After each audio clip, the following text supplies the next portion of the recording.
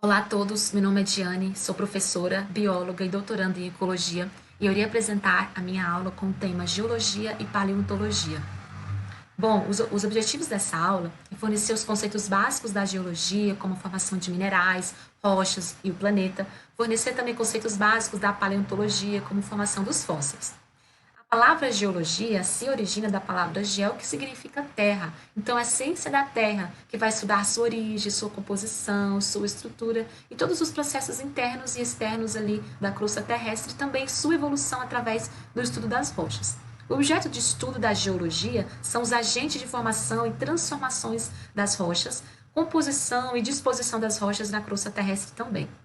Os principais objetivos da geologia é o estudo então das características do interior e também da superfície da Terra em várias escalas, compreensão também dos fatores físicos, químicos e físico-químicos, né, que fez com que a Terra seja do jeito que ela é hoje, definição também da maneira adequada e não destrutiva de utilizar os materiais e fenômenos geológicos como fonte de matéria-prima e energia para a melhoria da qualidade de vida da sociedade.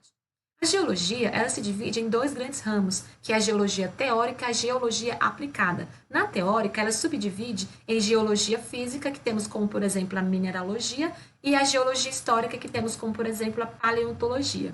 Na geologia aplicada, também se subdivide e também se aplica, né, na economia e também se aplica na engenharia. Na economia, temos como, por exemplo, a mineração e na engenharia são todos os problemas de engenharia, como barragens do túnel, água subterrânea, materiais e etc.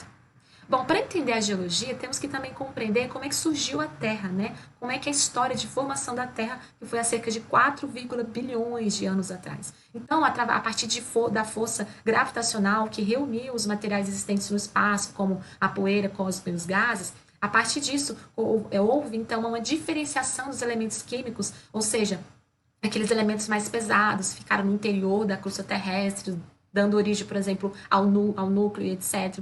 E depois, só depois de 500 milhões de anos, depois da formação do planeta Terra, é que surgiu então os grandes mares e lagos, também a formação do primeiro supercontinente e, de fato, da estrutura interna da Terra.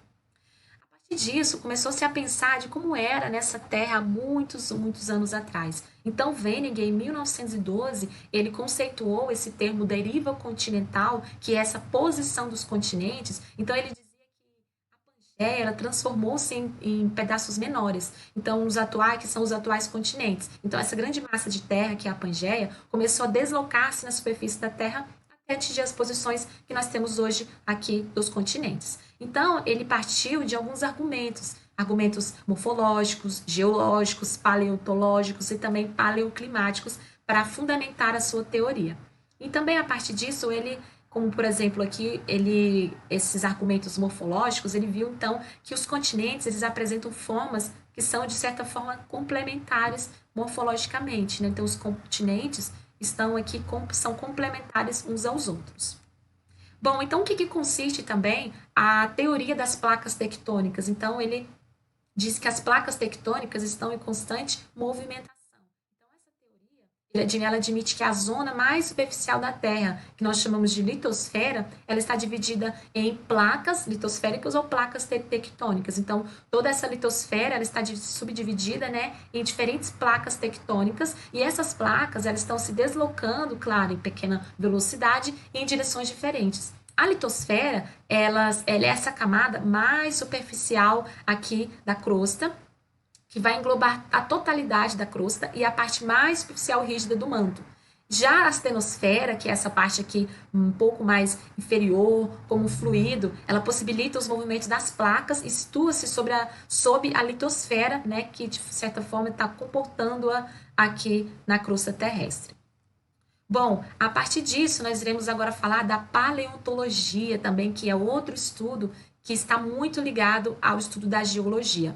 A palavra paleontologia vem da origem palaios, que significa antigo, e onton, que significa ser, e logos, que é o estudo. Então, seria o estudo dos fósseis e também as suas aplicações. Os fósseis, que são restos de organismos vivos que viveram muitos e muitos anos atrás, plantas, animais, eles são extraídos da terra. E esse termo, fósseis, ele foi cunhado por Blainville em 1825 e depois em 1834 foi adotado na literatura por Valdier.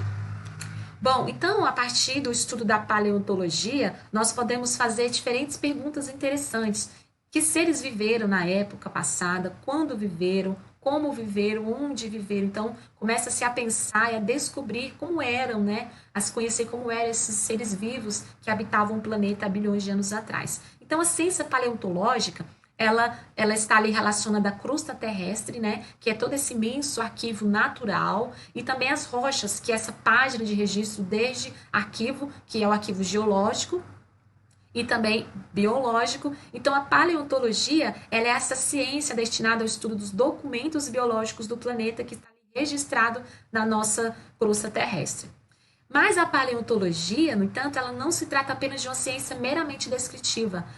A paleontologia, ela também dá ênfase à identificação das leis que estavam atuando ali em ocorrências como a origem da vida, como surgiu a origem da vida, da formação e estruturação da biosfera, dos fenômenos de extinção, do estudo das influências dos paleoambientes na evolução dos organismos. Então, dentro da paleontologia, que nós falamos que é a paleobiologia, ela também vai se preocupar um pouco também quais são essas leis que estão atuando, né, para que esses organismos ocorressem, né, nos tempos passados.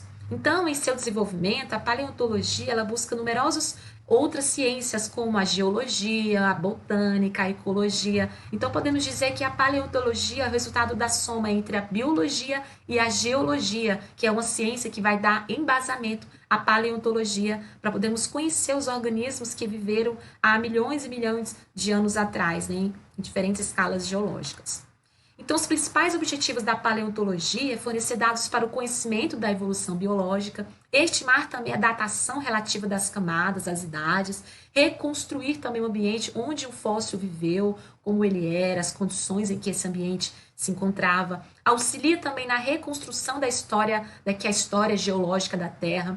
E também os objetivos da paleontologia é identificar as rochas em que podem ocorrer substâncias minerais e também os combustíveis, como o fosfato, carvão e o petróleo, né, que nós chamamos de geologia econômica. Bom, a paleontologia, ela reconhece duas grandes divisões, que é a paleozoologia, que ela está preocupada com o estudo dos animais, fósseis, e a paleobotânica, que está preocupada com o estudo dos vegetais, como vocês podem ver aqui nas imagens, esses fósseis, né, vegetais aqui, e os fósseis de origem animal. Bom, para isso, para que nós possamos conhecer os fósseis como eles são hoje, esses fósseis precisavam estar preservados. Então, a preservação dos fósseis resulta na ação de um conjunto de processos, tanto físicos, químicos, biológicos. Então, são fatores que vão atuar na preservação dos indivíduos e vão favorecer a sua fossilização. Então, existem processos, né? Como, por exemplo, primeiramente temos o soterramento rápido do organismo após sua morte, temos também a ausência, é necessário ocorrer a ausência de decomposição bacteriológica, também composição química estrutural do esqueleto, é importante essa composição, de que composição é esse esqueleto, e também de condições químicas ali do meio que estão contribuindo para que esses fósseis aqui permaneçam até os dias atuais. Porém, existem fatores que ocorrem para destruir esses fósseis, né, para a destruição dos fósseis nas rochas. Então, temos, por exemplo, águas percolantes, agentes erosivos, vulcanismos, eventos tectônicos, metamorfismos. Todos esses processos aqui estão, de alguma forma, destruindo todo esse arcabouço, né, de história ali, dos fósseis que ocorreram ali nos tempos passados. Então, além dos processos físicos que estão contribuindo, é necessário também que não ocorram, né, outros processos que vão destruir para que esses fósseis permaneçam. A partir disso, temos diferentes tipos de preservação dos fósseis. Temos, então, a mumificação, que vai ocorrer ali em certas regiões desérticas e áridas, um ambiente bem seco, bem quente, né, que pode preservar esses organismos. Temos também a preservação a partir do congelamento, né, que é mais comum em locais glaciais, como por exemplo na Sibéria, que onde diversos mamutes eles foram encontrados congelados em perfeito estado de preservação. Temos também o âmbar, né, que é uma espécie de resina fóssil derivado da seiva, um pouco grudenta ali de árvores, das gimnospermas, das angiospermas. Então, esse âmbar, né, ele está ali preservando ali insetos, pode preservar vegetais, né, organismos ali vivos terrestres. Bom, essas são as principais referências que eu utilizei para fazer minha aula, como o Zucon 2011 e Reis 2011. E é isso, muito obrigada pela atenção.